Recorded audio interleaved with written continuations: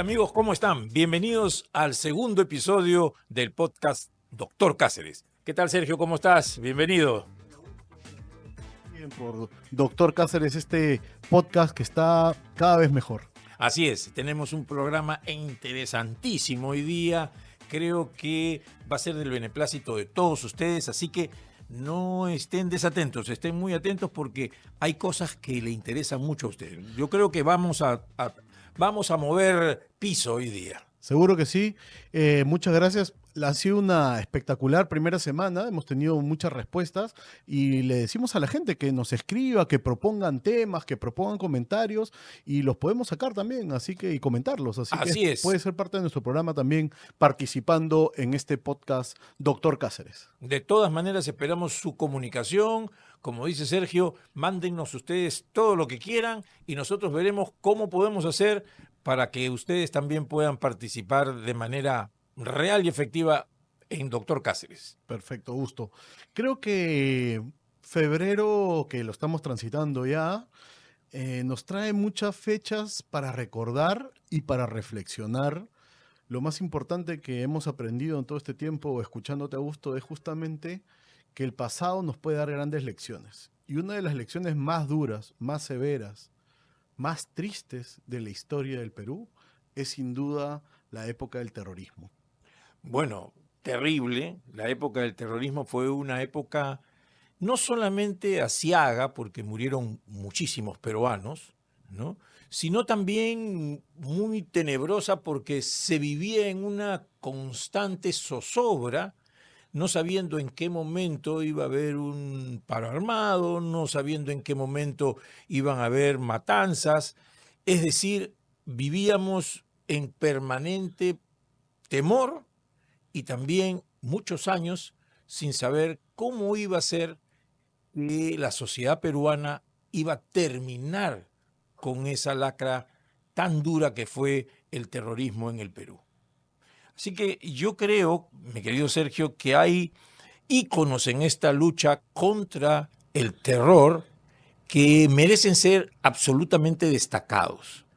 Íconos que representan una respuesta de la sociedad, no de las Fuerzas Armadas, no de los políticos, sino de la sociedad, en contra de este mensaje de odio y de destrucción que fue el mensaje de estas huestes terroristas de Abimael Guzmán. Entonces, hay un momento importante y hay hitos importantes y yo quiero destacar aquí la figura, Sergio, si tú me permites, y ustedes amigos también, de una persona que destacó porque siendo una persona que venía de sectores populares, fue absolutamente contraria al mensaje de odio y al mensaje de muerte, se opuso a él y fue la Madre Coraje, una heroína, alguien absolutamente civil que luchó contra el terrorismo y estoy refiriéndome a María Elena Moyano. Creo que es una persona que destaca sobre los demás, están varias más, también está Pascuala Rosado y otras más personas que se enfrentaron a este mensaje de odio, no solamente mensaje, sino a esta barbarie de odio y destrucción que significó las huestes asesinas y genocidas de el genocida Abimael Guzmán.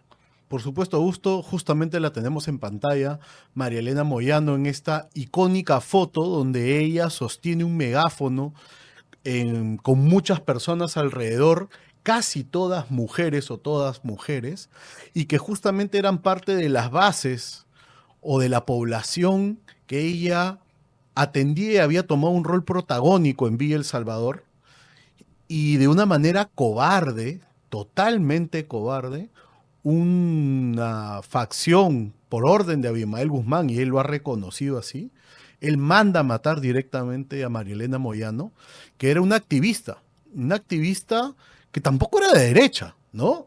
Ella era una activista de raíces también socialistas, pero que entendía que la democracia no se puede construir a balas, ni causando terror a la población, ni matando a las personas.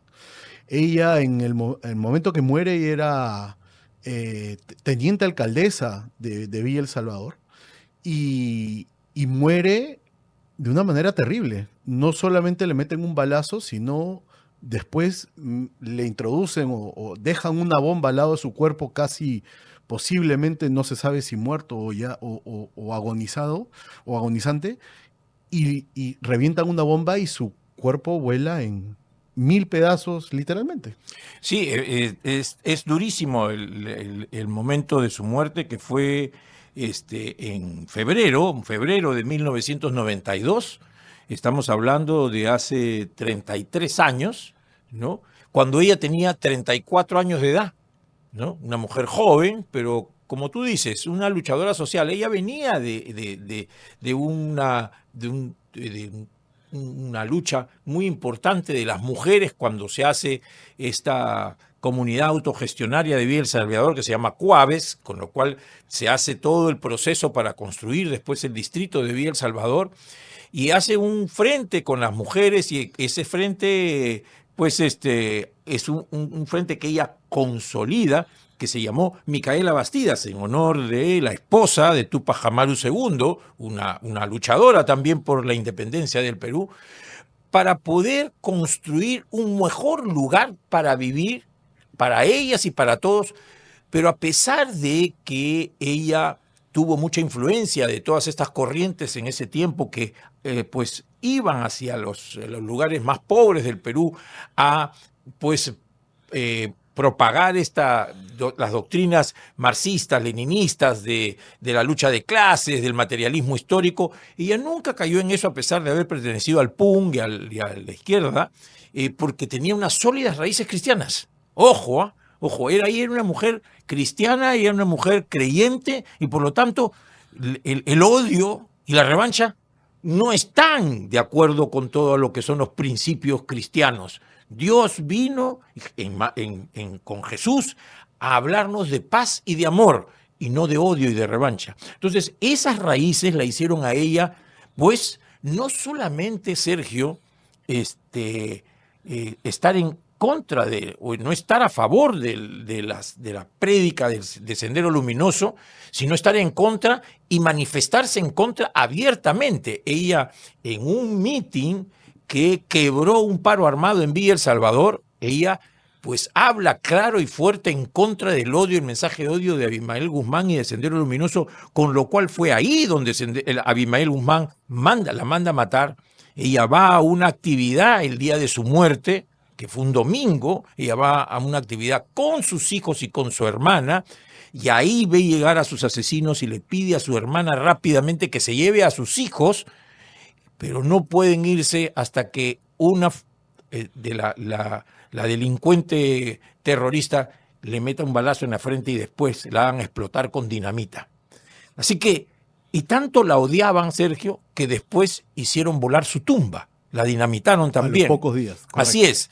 ¿Por qué? Porque ella se oponía a ese mensaje de odio. Con el odio no se construye nada. Todas las ideologías que hablen de odio, de revancha, de destrucción, solamente llevan a eso, a destruir, nunca construyen. Entonces, yo creo que ese es el valor de María Elena Moyano. Hoy en día, Sergio, yo, pues desde hace muchos años, verdaderamente me pongo muy triste porque muy pocos la recuerdan. A pesar de todo lo que hizo para que salgamos del Sendero Luminoso, recuerden ustedes que esto fue en febrero de 1992, y después, en septiembre, es que se captura a Abimael Guzmán. Es decir, la fortaleza que ella infundió, el coraje que ella infundió a las mujeres de Villa El Salvador, que después se irradió a todo el Perú y a todo Lima principalmente, porque estamos hablando, en ella la matan en febrero, el atentado de Tarata es en junio, y después en septiembre se captura a Abimael Guzmán porque le habíamos perdido el miedo a Sendero Luminoso. Gracias al esfuerzo de esta. Hay que perderle el miedo a la violencia para predicar con la paz.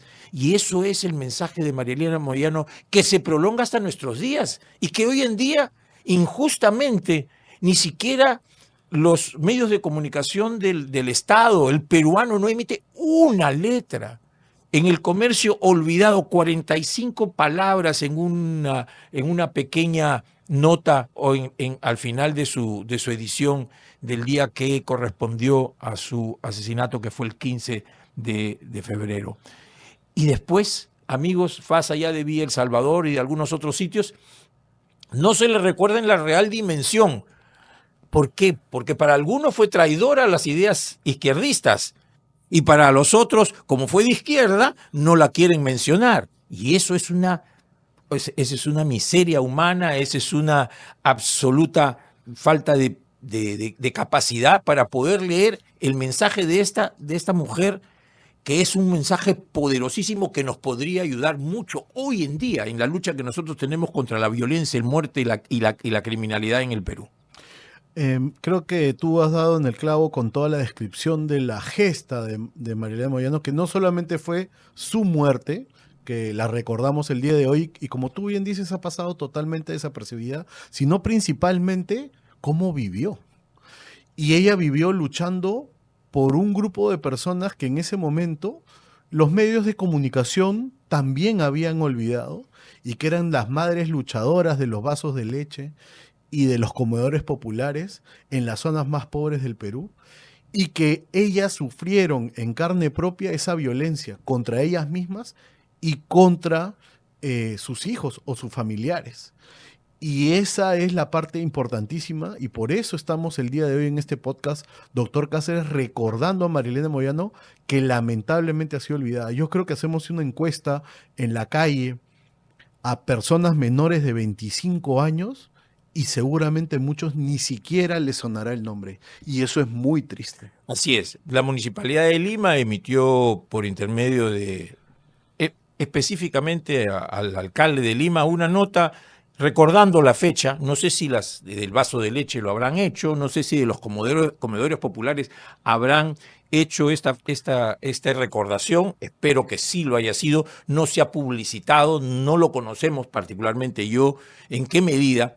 Pero yo creo que una de las cosas que hubiera querido María Elena Moyano, y esto es una reflexión personal y se las quiero transmitir, amigos, es que ya no hubieran comedores populares, que ya no hubieran vasos de leche hoy en día. Es decir, que ya todos hubieran alcanzado un ritmo de desarrollo para que todos podamos tener, todos los peruanos, las posibilidades y los instrumentos para poder mantenernos por nuestros propios medios, cosa que aún no se ha logrado. Y todavía tenemos vasos de leche, y todavía tenemos comederos populares, y como vemos la cosa, todavía con los 9 millones de pobres que tenemos en el Perú, son cosas que no se van a poder dejar atrás. Entonces el mensaje de María Elena Moyano todavía no se ha superado. Y tenemos que seguir trabajando para lograr que todos tengamos las mismas oportunidades, un país en donde se logren las mismas oportunidades para todos. No estamos luchando contra quienes no contra quienes tienen. Estamos luchando por aquellos que menos tienen, para que logren tener oportunidades de los que más tienen. Este es un esfuerzo de desarrollo. O sea, la brecha de desigualdad en nuestro país es muy grande. Y eso, como dijo el Papa alguna vez, es algún caldo de cultivo para que estas ideologías del odio puedan asentarse. Pero recordemos que el odio no lleva a ningún sitio.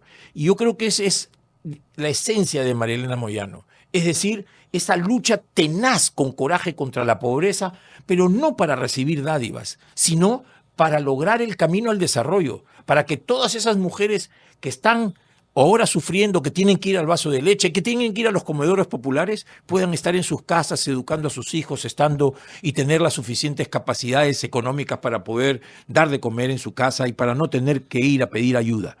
Eso es lo que todos buscamos, pero ese es un camino que solamente teniendo el coraje para enfrentar las tremendas adversidades que tienen los peruanos en el día a día, podemos hacer de la mano con el mensaje y sobre todo con el ejemplo de María Elena Moyano. Hay toda una deuda que tenemos los peruanos con esta mujer, más allá de ideologías, más allá de pensamientos, con su acción, con su vida. Ella entregó su vida por sus creencias, que eran de paz y de amor. Nunca buscó la muerte, pero no le tuvo miedo. Y no le tuvo miedo porque no le tenía miedo a salir a decir lo que tenía que hacerse. Y ahora estamos siguiendo ese camino. ¿Qué tenemos que hacer para retomar el camino que ella nos señaló en la búsqueda del desarrollo del país?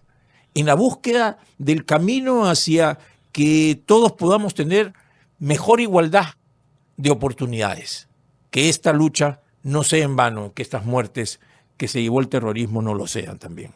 Eso esperamos todos.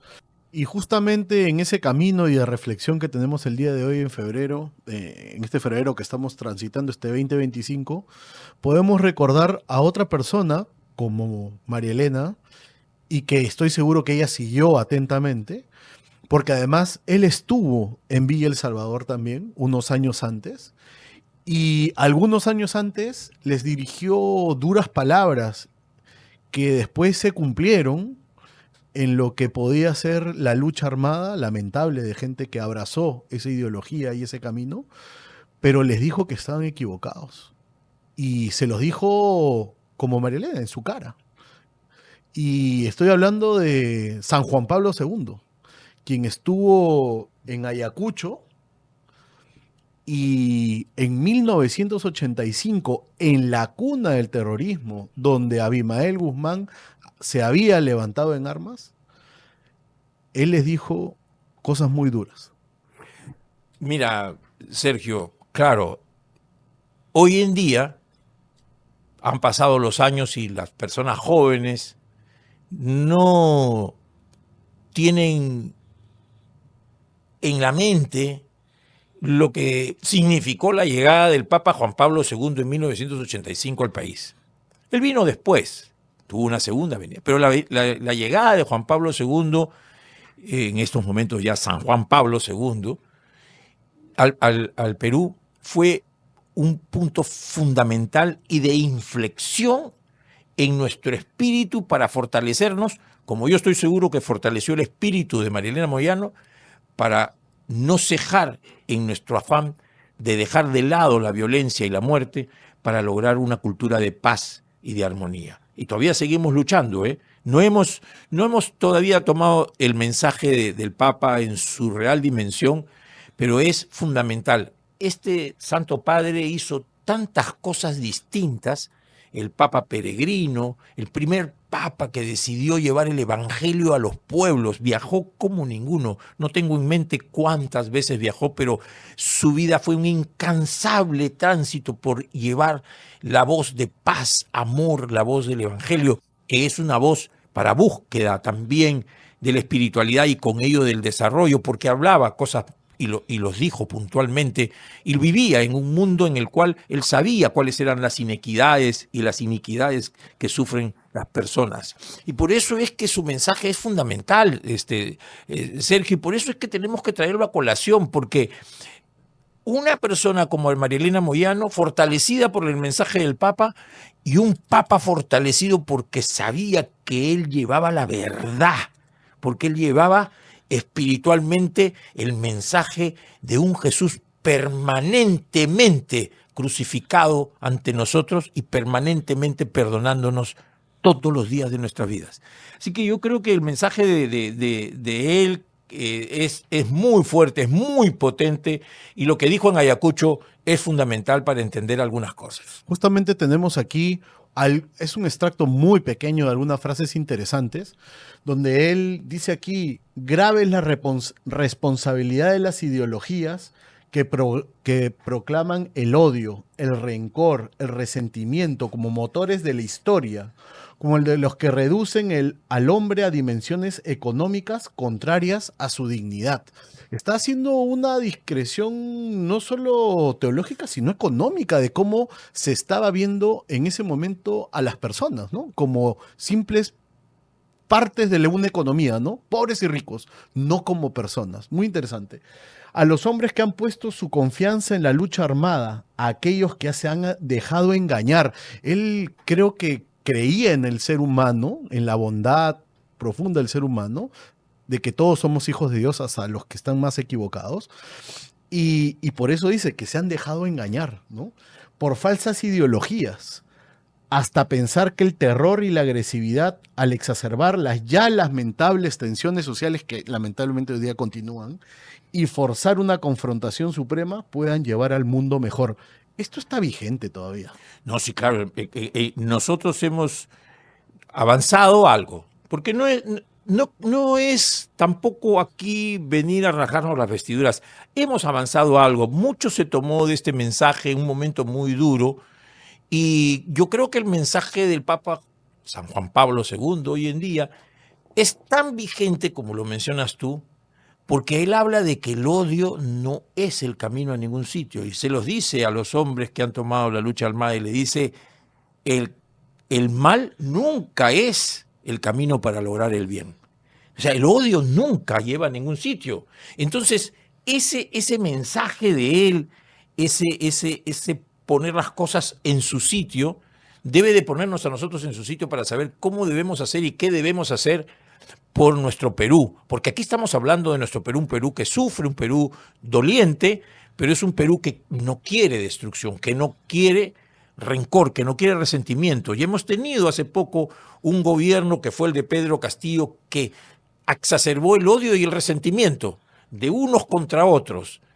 Y los que no estamos en ese camino, los que creemos que el odio no lleva a ningún sitio, estamos convencidos de que seguir trabajando por la paz y por la reconciliación entre los peruanos es fundamental. Y ese camino es un camino que requiere mucho sacrificio. Y es el camino que hizo San Juan Pablo II en ese mensaje en 1985 y que sigue vigente permanentemente. Y es un mensaje que estamos hablando de 1985 estamos hablando de un mensaje de hace 43 años atrás que sigue vigente porque tenemos un Perú que trabajar profundamente por eso. Entonces, creo que son poderosos y potentes. Me sale una pregunta. En el año 85 yo tenía 4 años, yo nací en el 81. Obviamente tu experiencia y tu vivencia en ese momento, pues ya eras una persona consciente. ¿Nos hemos reconciliado desde ese momento hasta el día de hoy? O sea, ¿hemos hecho el proceso de reconciliación? ¿Hubo una comisión de la verdad? La gente habla de reconciliación, pero creo que sí hemos peleado, ¿no? No, sí, claro. Nosotros hay un punto que yo creo que es importante, en algún momento lo comentaremos. Los peruanos no queremos aceptar nuestra identidad. Nos peleamos por no ser, por no tener nuestra identidad como peruanos. Y nuestra identidad es una identidad mestiza, ¿no? O sea, somos un país mestizo. Después lo conversaremos, pero es un país mestizo. Pero aceptarnos mestizos significa comenzar a trabajar juntos para buscar puntos en común, para encontrar esos puntos en común nos sirvan para hacer un proyecto nacional. No tenemos un proyecto nacional. Tenemos un proyecto nacional de un CEPLAN, se llama, ¿no? De unos señores burócratas que lo han hecho y está ahí en la nube, ¿no? Pero no tenemos un proyecto nacional interiorizados todos como gente que tenemos los mismos orígenes, tenemos los mismos problemas y tenemos las mismas posibilidades de desarrollo. Ese es el mestizaje en realidad. Y en eso todavía tenemos muchísimo que trabajar, muchísimo que trabajar. Entonces vienen pues estos aventureros como Castillo, como Cerrón y todo lo demás, a exacerbar un resentimiento que no debería de existir y a trabajar por distanciarnos en lugar de juntarnos para crear. ¿Por qué? Porque vienen con una ideología que habla de agudizar las contradicciones, hablan de la lucha de clases, cuando eso es inexistente, eso es anatemático para nosotros los cristianos y las personas demócratas. La lucha de clases no existe. Eso es importantísimo tenerlo en cuenta. Mientras que sigan creyendo en la lucha de clases como motor de la historia, ese es el materialismo dialéctico e histórico, vamos mal. El marxismo es solamente una ideología que propaga la confrontación, el odio, el resentimiento y el distanciamiento. Por eso es que ellos hablan ahora de la multiculturalidad, hablan de la plurinacionalidad, porque divididos nos tienen excelente. Divididos nos peleamos todos, los de los de la derecha con la izquierda, los de arriba con los de abajo, los de Huacho con los de Chancay, los de Tacna con Arequipa, vivimos confrontados cuando deberíamos de dejar todas esas cosas que nos distancian y buscar todo aquello que nos junta. Pero ese es el mensaje que no queremos, y ese es el mensaje de la Iglesia, y ese es el mensaje de Cristo, y ese es el mensaje que trajo Juan Pablo II, y ese es el mensaje de María Elena Moyano. Y ese es el mensaje de las personas racionales. Juan Pablo II dijo, el odio y el pecado tienen la misma raíz. Miren ustedes, el odio y el pecado, o sea, actuar mal y odiar, son lo mismo en el fondo. Y eso tenemos que dejarlo de atrás. No somos perfectos, por supuesto que no. Hay de aquel que tire, a ver quién tira la primera piedra. Pero si errar es humano, rectificar nos hace más humanos y mejores personas. Así que ese es el camino que tenemos que seguir, mi querido estimado Sergio. Y para todas las generaciones, no solamente para aquellos que somos mayores, sino para todos, para los jóvenes, para nuestros hijos, para nuestros nietos. Hay un camino de principios en el Perú. No nos estamos afianzando en principios y en valores. Porque con principios y valores las personas pueden racionalizar, pueden dejar de lado todo aquello que les haga daño. Ese es el tema, creo yo. Y parte de la construcción de esos principios y valores que tú estás evocando es conocer la historia, recordar a María Elena Moyano, recordar la visita del Papa, recordar lo que hicieron grandes personas a lo largo de la historia, y no solo recordarla, sino aprender su mensaje, aprender de sus errores, porque todos, hasta los mejores peruanos, han sido humanos y seguramente se han equivocado. Entonces, pero lo importante es aprender del valor que tuvieron y por lo cual resaltaron, ¿no? Y solamente para terminar, el Papa Karol Wojtyła fue un obispo de Cracovia, allá en Polonia, y hoy en día Polonia, dejamos atrás y avanzamos, hoy en día Polonia es un país que está dentro de la Unión Europea y es uno de los países más pujantes dentro de la Unión Europea por conseguir el desarrollo y la prosperidad. Y parte de ese se lo debe a este obispo y este santo padre que hoy en día, pues, de alguna u otra manera, desde donde esté, está sonriendo por un lado por ellos y un poco entristecido por nosotros porque hemos olvidado sus mensajes más importantes, ¿no? Por supuesto que sí, Augusto. Y siguiendo este recorrido histórico y justamente yendo hacia donde queremos, que es recordar personajes históricos que hicieron de nuestra patria desde diferentes ángulos y construyeron patria, pues hoy día nos toca recordar a un personaje importante, que tiene que ver con la literatura, que tiene que ver con la política también, pero aquellos personajes que tal vez extrañamos en el día a día de hoy, cada vez que alguien voltea y dice, no tenemos líderes, no tenemos políticos, no tenemos gente que represente dignamente algunas ideas, y creo que de alguna manera Ciro Alegría fue un personaje importante para el Perú y que también es un personaje un poco olvidado y poco tratado. Así es, con dos obras que a mí me parecen, escribió muchas obras más, pero con dos obras monumentales y fenomenales, ¿no?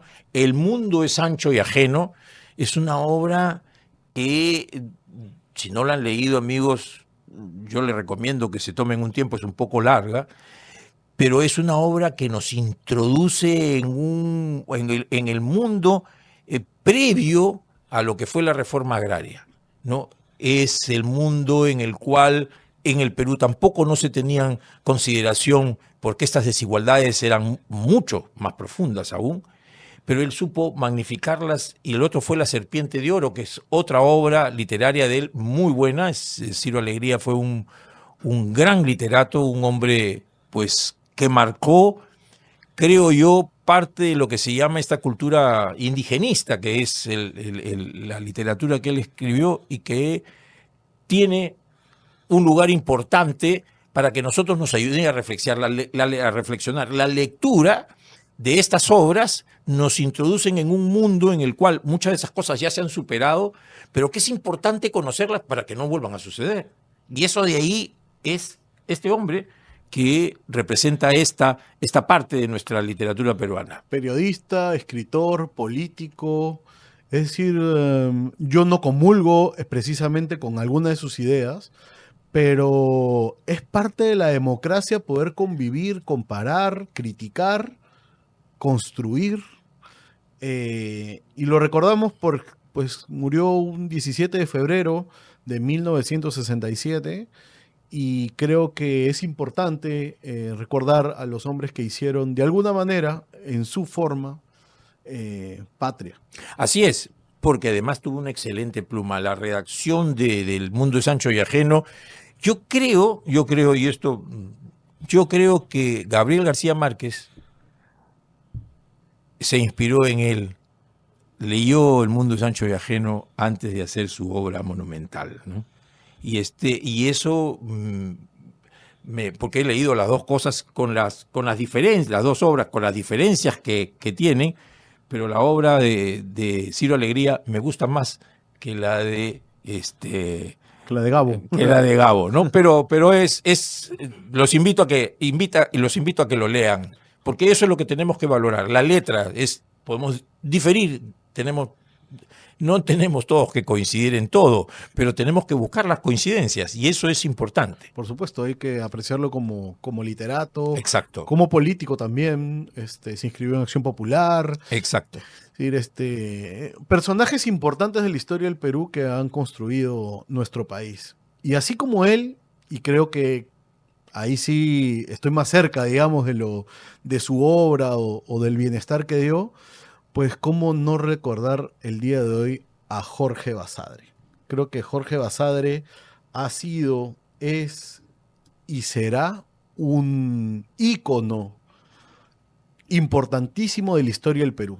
En primer lugar, porque fue historiador, nos trajo muchas enseñanzas de historia en su genial investigación y en su genial forma de analizar la historia, ¿no? Porque los historiadores no son arqueólogos, no desentierran solamente libros o huacos, sino también de alguna manera la tienen que interpretar, traernos esa historia con un sentido, y creo que Jorge Basadre fue parte de una generación dorada, si quiere decirse, eh, de la república más moderna que podemos conocer, pero creo que tuvo la oportunidad de traernos muchas enseñanzas. No, sí, claro. Jorge Basadre nace en 1903 en Tacna, ¿no? En plena ocupación chilena. Estudió en un colegio en Tacna, que era un colegio Santa Rosa, si más no recuerdo, que era un colegio clandestino, ¿no? O sea, él nace con ese patriotismo escondido que había en ese momento. Viaja a Lima, después ya él se estudia en la Universidad de San Marcos, y después de eso también viaja como la comisión para hacer que el retorno de Tacna al Perú en 1928, un poco más, y tuvo que salir corriendo porque los chilenos estaban pues todos en contra de que Tacna regrese a Lima. Así, hubo todo un esfuerzo chileno para chilenizar Tacna. Con Arica lo lograron, con Tacna no. Gracias al esfuerzo de estos hombres como Jorge Basadre Grothman, que además fue un bibliotecario. Él asumió en 1943, cuando se incendia la Biblioteca Nacional, asume la dirección de la Biblioteca Nacional y la reconstruye.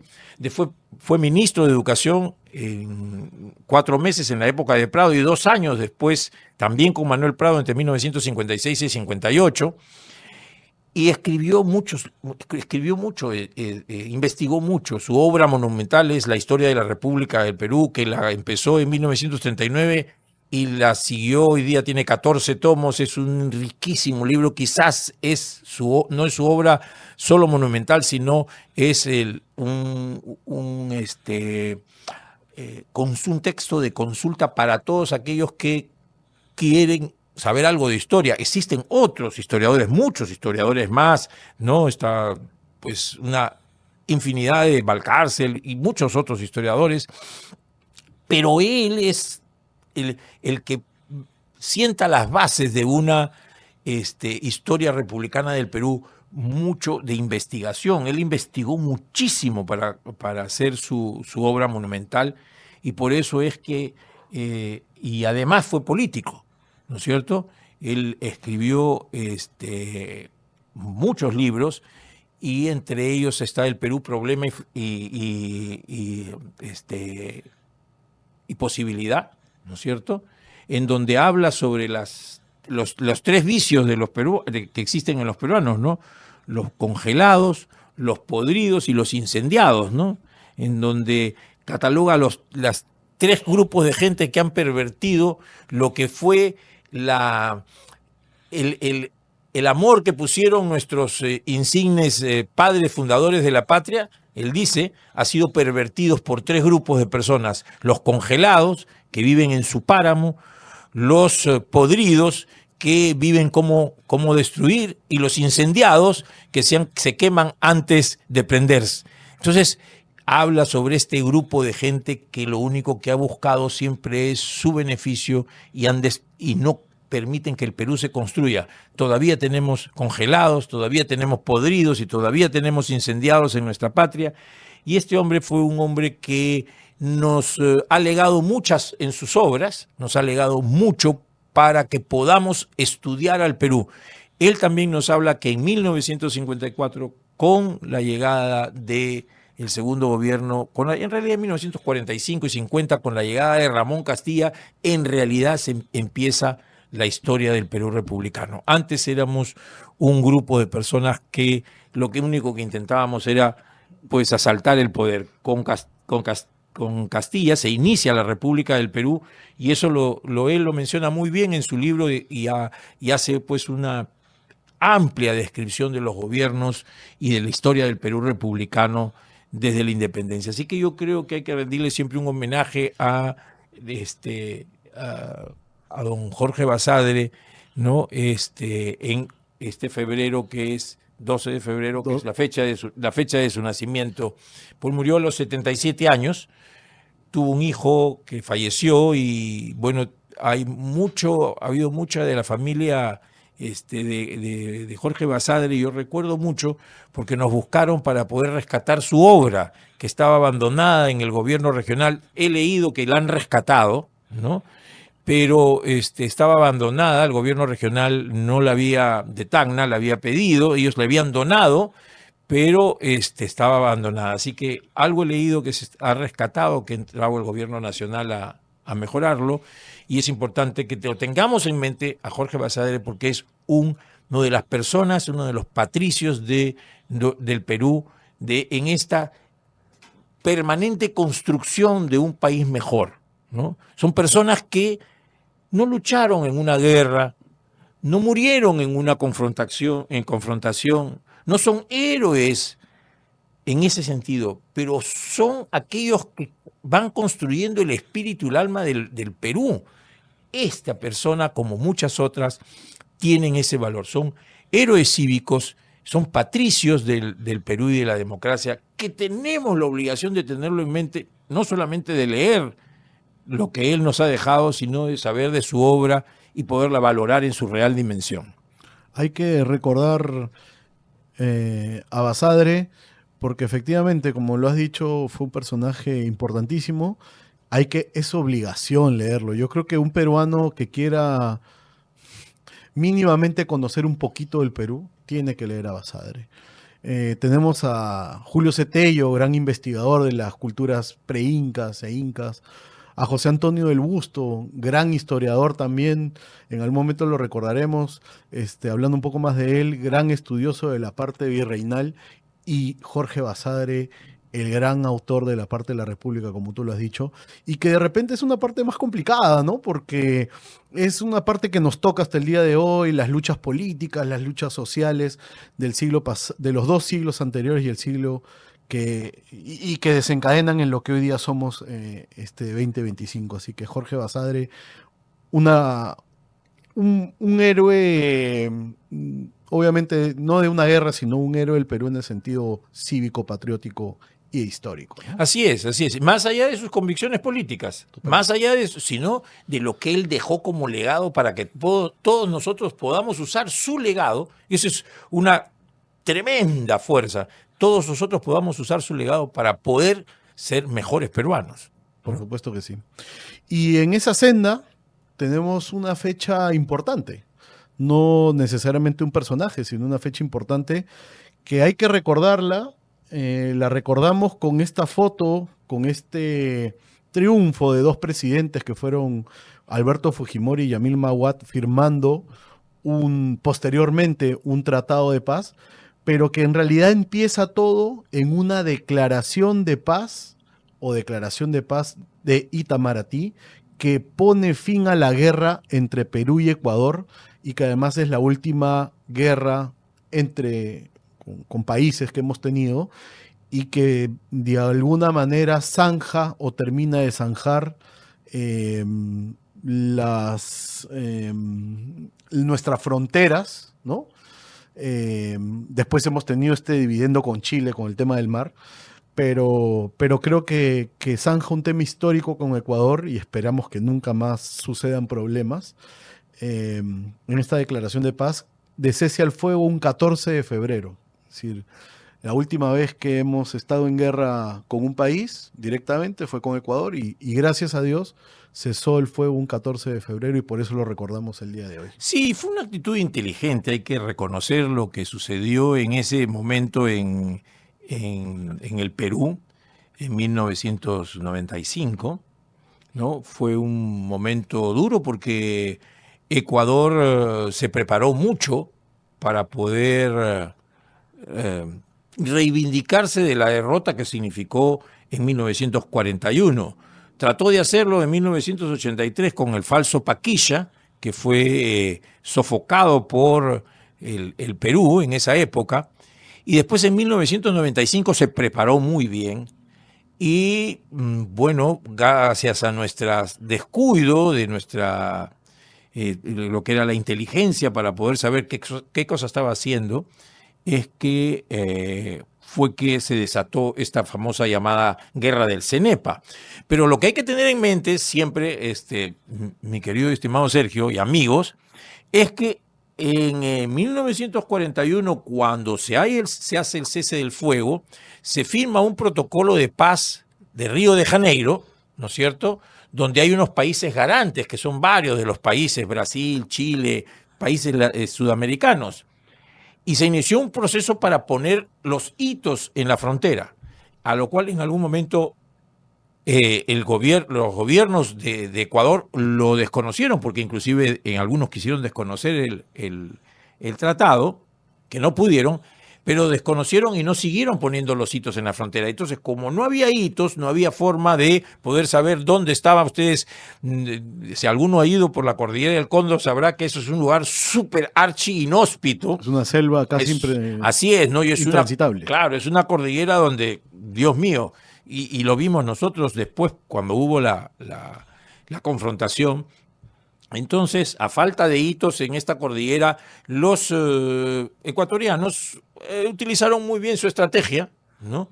Y nos infiltraron en el Perú y crearon una base que le llamaron Tiwinza, y que era en realidad un falso Tiwinza, ¿no? O sea, y nos obligaron a nosotros a ir a desalojarlos. Pero no estábamos suficientemente preparados y nos estaban esperando.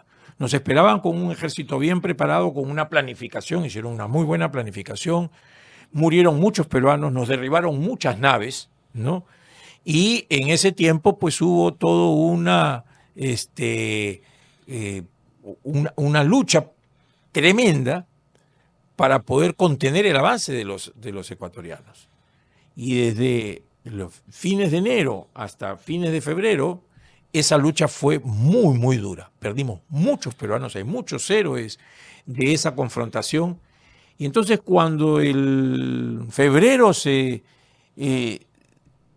logra una cierta equiparidad en la lucha, es que se insta en Itamaraty, a cargo de Fernando de Traseñí, si mal no recuerdo, era el canciller de esa época, y se logra esta posibilidad de poder cerrar la frontera.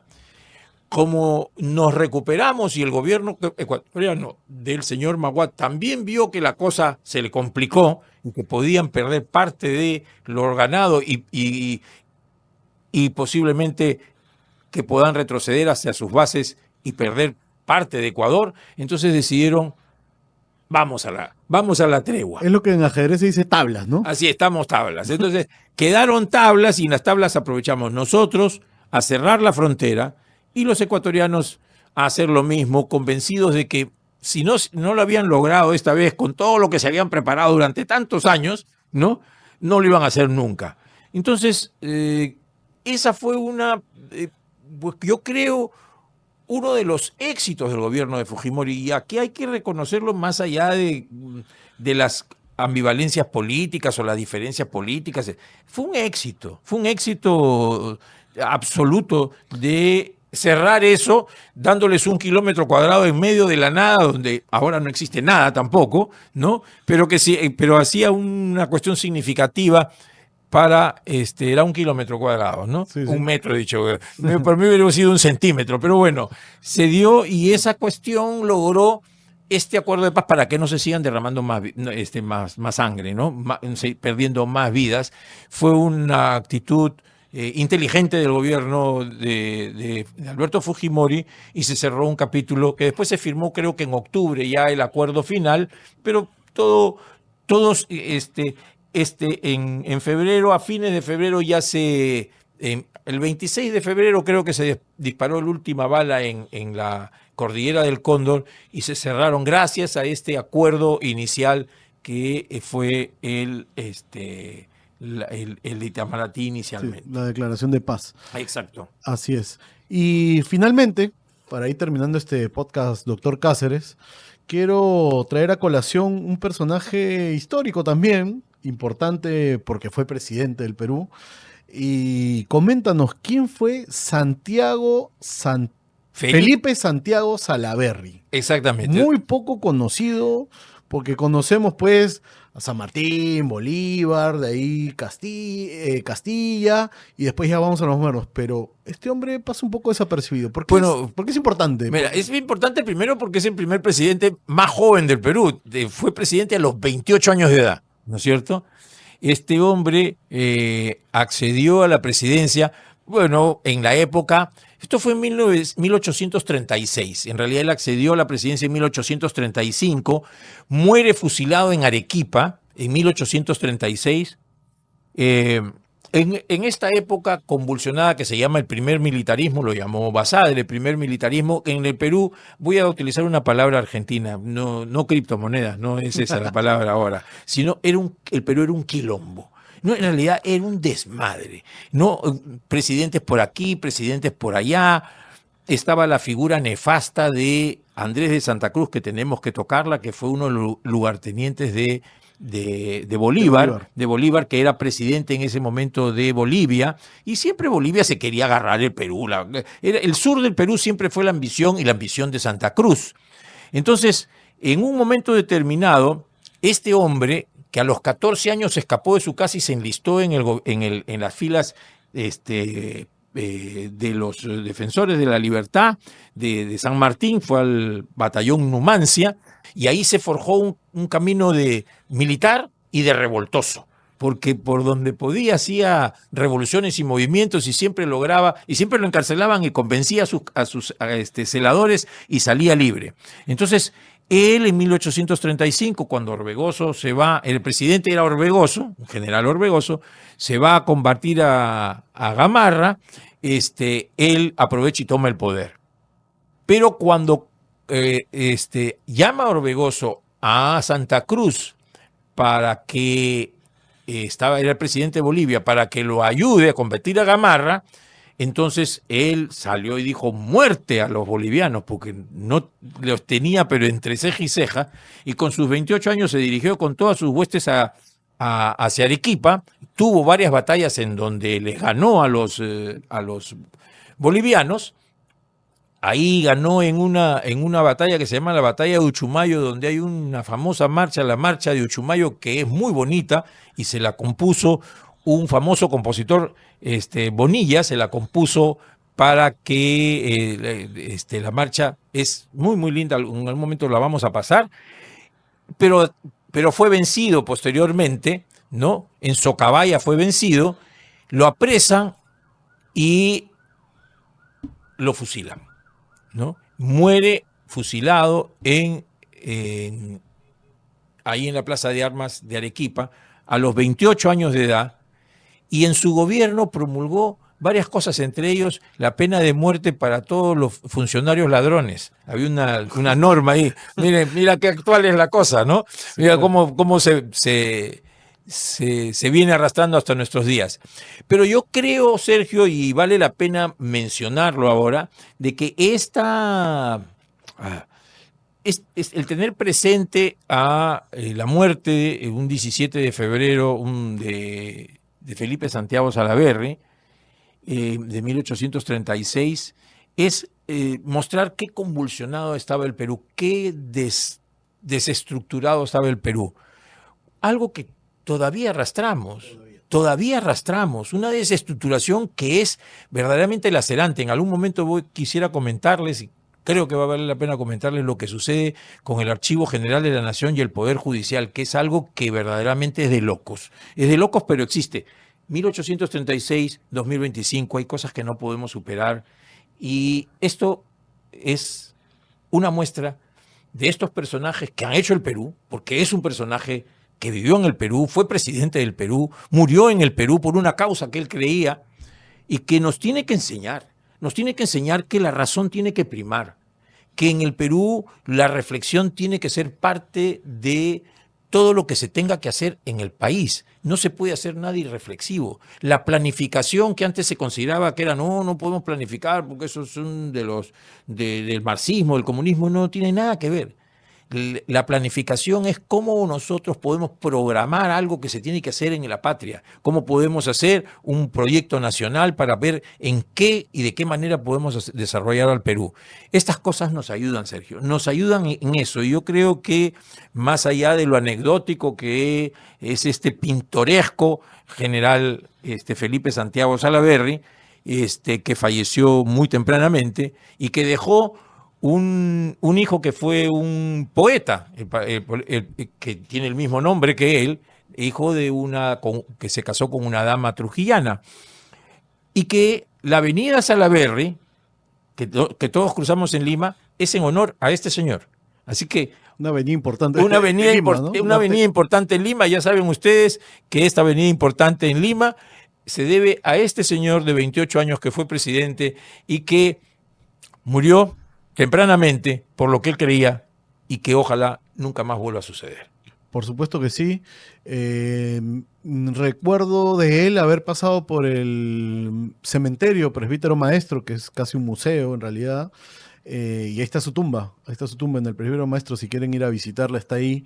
Es una tumba, digamos, linda, ¿no? Entre todas las partes históricas que hay dentro de este cementerio. Parte de nuestra historia, y como siempre decimos en podcast de Dr. Cáceres, la historia está para recordarla y aprender de ella. Así es. Además, la patria es el amor por las tumbas y por las cunas. Recuerden ustedes, es decir, el amor por todos los que nos antecedieron, con lo bueno y lo malo que hicieron, pero que nos sirve, y el amor por los que vienen, que es lo que nosotros vamos a hacer para que nuestro país sea un mejor país, un país más grande, un país que resuelva sus problemas, y tenemos que ayudarlos a resolver. Y comentaremos cómo resolverlos también, pero hoy en día recordamos a estas personas para que nos ayuden a ser mejores personas en nuestra vida diaria y en el legado que tenemos que dejar a los que nos siguen atrás. Por supuesto que sí, Augusto. Así que ya vamos terminando este podcast el día de hoy, episodio 2. Los esperamos en el siguiente programa, el siguiente miércoles.